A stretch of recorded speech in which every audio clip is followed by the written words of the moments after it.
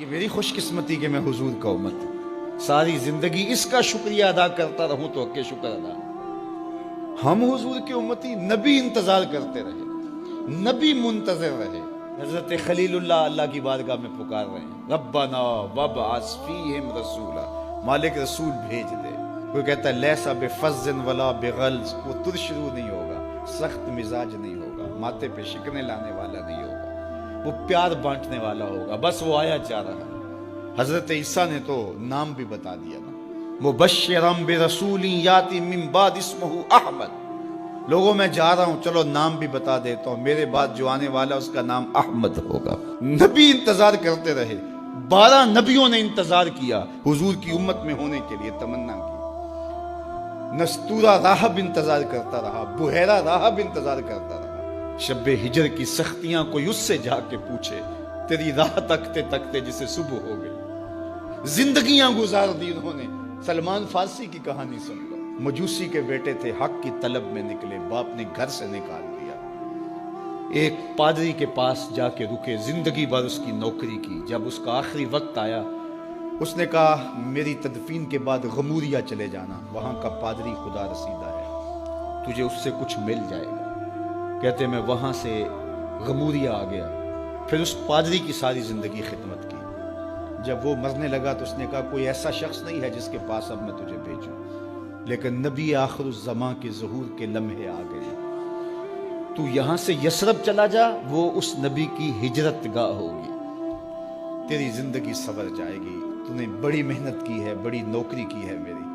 کہتے میں نے اس کو کہا کہیں ایسا نہ ہو میں دھوکہ کھا جو مجھے کوئی نشانی بتا دے۔ اس نے کہا 3 نشانیاں، ایک صدقہ نہیں لے گا، دوسرا ہدیہ رد نہیں کرے گا، تیسرا 2 کندھوں کے درمیان مہر نبوت ہو۔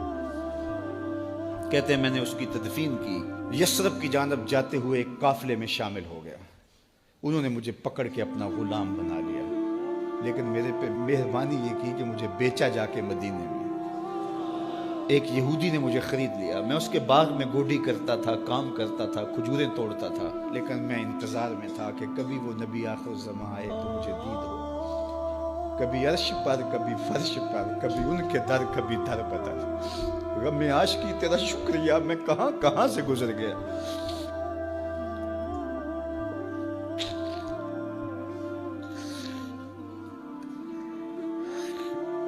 کہتے ہیں ایک دن میں اپنے باغ میں کھجوریں توڑ رہا تھا کہ ہواؤں میں مستی پیدا ہو گئی، اور ہر سمت سے طلع البدر علینا کی صدائیں گونجنے لگی۔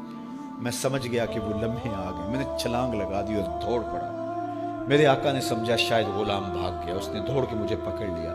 میں نے اس کو کہا کہ میں نوکر تیرا ہی ہوں، لیکن دل نوکر کسی اور کا ہے، میں بھاگوں گا نہیں، مجھے جانے دے۔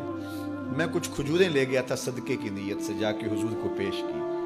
آقا کریم نے فرمایا ہم نبی صدقہ نہیں لیتے۔ کہتے ہیں نشانی ایک پوری ہو گئی، کہتے ہیں کہ میں کچھ دنوں کے بعد اور کھجوریں لے گیا، اور میری نیت ہدیہ کی تھی، میں نے پیش کی، حضور نے قبول فرما لی۔ لیکن میں بھی کہتا تھا تیسری نشانی بھی پوری ہو لے تو پھر مانوں گا، اور وہ کیا تھی؟ 2 کندھوں کے درمیان مہر نبوت۔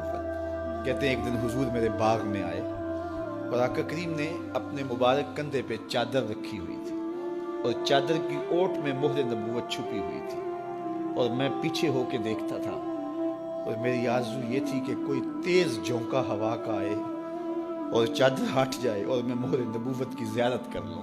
حضور میرے ارادہ قلب سے آگاہ ہوئے، فَأَلْقَى إِلَيَّ رِدَاءَهُ، حضور نے چادر اتار کے میری جانب پھینکی، اور پھر ایسے رخ کر کے فرمایا انظر الی ما امرت بہ، اس پادری نے جو بتایا تھا دیکھ لے آ کے۔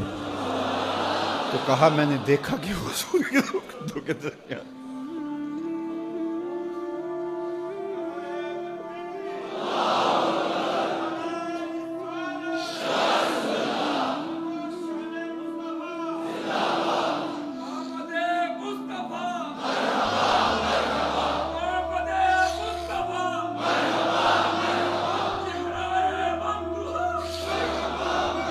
شب ہجر کی سختیاں کوئی اس سے جا کے پوچھے، تیری راہ تکتے تکتے جسے صبح ہو گئی۔ ہم نے تو کوئی انتظار نہیں کیا نا، ہم نے تو کوئی دکھ نہیں سہا، ہم سوئے تھے مقدر جاگ اٹھے. ہمارے والد مسجد سے مولوی صاحب کو بلا لائے. انہوں نے کان میں آ کے کہا مبارک ہو تو حضور کا نوکر بن کے آ رہا.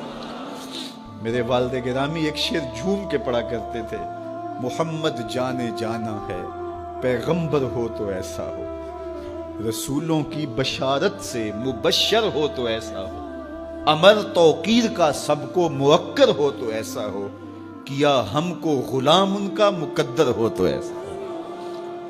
میں اپنے مقدر پہ قربان نہ جاؤں, آپ اپنے مقدر پہ نثار نہ جائیں. ہمیں وہ نبی ملا جو نبیوں کا نبی. بنو سعد کے مقدر بھی جاگ اٹھے. اللہ اکبر, کیا وہ خوش نصیب وادیاں تھیں, کیا وہ خوش بخت پہاڑ تھے بنو سعد کے, جہاں حضور نے زندگی کے ابتدائی سال گزارے. اللہ اکبر. حضرت حلیمہ سعدیہ کہتی ہیں جب میں حضور کو گھر لے گئی تو میرے گھر میں روشنیاں آ گئیں. باقاعدہ عورتوں نے کہا حلیمہ تو اتنی امیر ہو گئی ہے رات کو بھی دیا نہیں بجھاتی. بڑے امیر کبیر گھرانوں میں بھی رات کو لوگ دیا بجھا دیا کرتے ہیں, لیکن تو اتنی ہی امیر ہو گئی ہے کہ رات کو بھی تیرے گھر کا دیا نہیں بجھتا. تو حلیمہ سعدیہ نے کہا آؤ میں تمہیں بتاؤں میرے گھر میں دیا کون سا روشن. باقاعدہ ہم جولیوں کو بلایا, پالنے میں حضور تھے, اشارہ کر کے کہا ما کننا نحتاج الی السراج من یوم اخذناہ, جب سے یہ پیارا گھر آیا ہے میں نے سارے دیے توڑ دیے.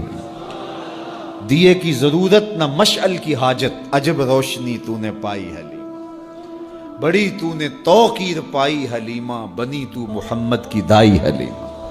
کہا ما کننا نحتاج الی السراج من یوم اخذناہ, جب سے یہ پیارا گھر میں آیا ہے میں نے سارے دیے توڑ دیے.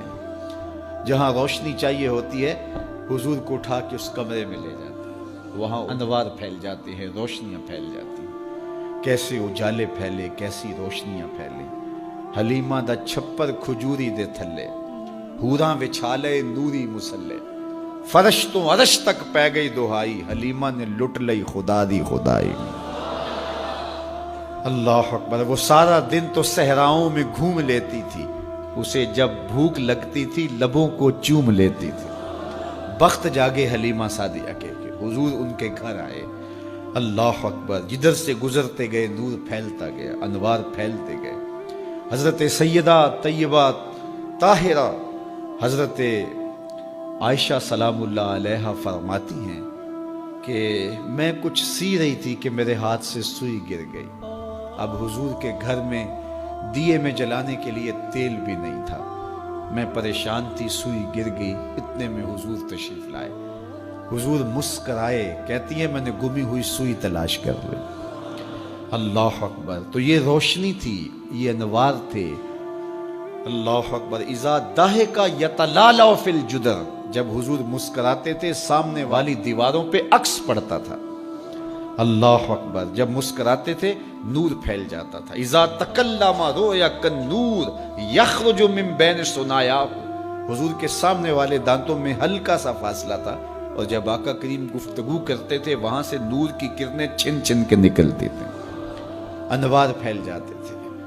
ایسا نوری ماحول, ایسا نورانی چہرہ. حضرت ابو ہریرہ بولے کل قمر لیلۃ البدر لم ارى قبلہ ولا بعدہ مثلہ. کیا پوچھتے ہو, 14ویں رات کا چمکتا ہوا چاند تھے میرے حضور. پھر کہا نہیں نہیں نہیں, حضور جیسا نہ پہلے دیکھا نہ بعد میں دیکھا. حضرت حسان بن ثابت پاس کھڑے تھے. کہا دیکھتے کیسے, کسی ماں نے جنم دیا ہوتا تو دیکھتے. خدا نے وہ سچائی پن چھڑیا جدے وچ محمد نو ٹالیا سی. حسینہ جمیلہ دا منہ موڑ دیتا, محمد بنا کے قلم توڑ دیتا.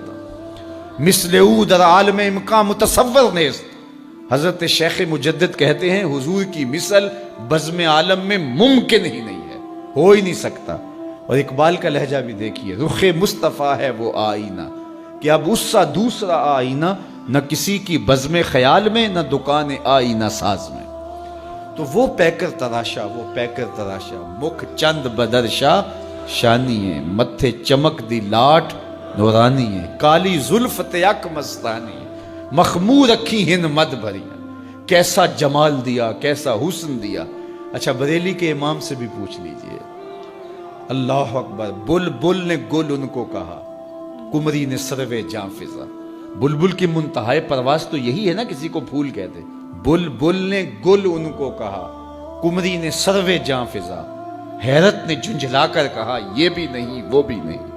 خورشید تھا کس زور پر، کیا بھر کے چمکا تھا قمر، بے پردہ جب وہ رخ ہوا یہ بھی نہیں وہ بھی نہیں۔ وہ حسن دیا وہ جمال دیا اللہ نے اپنے محبوب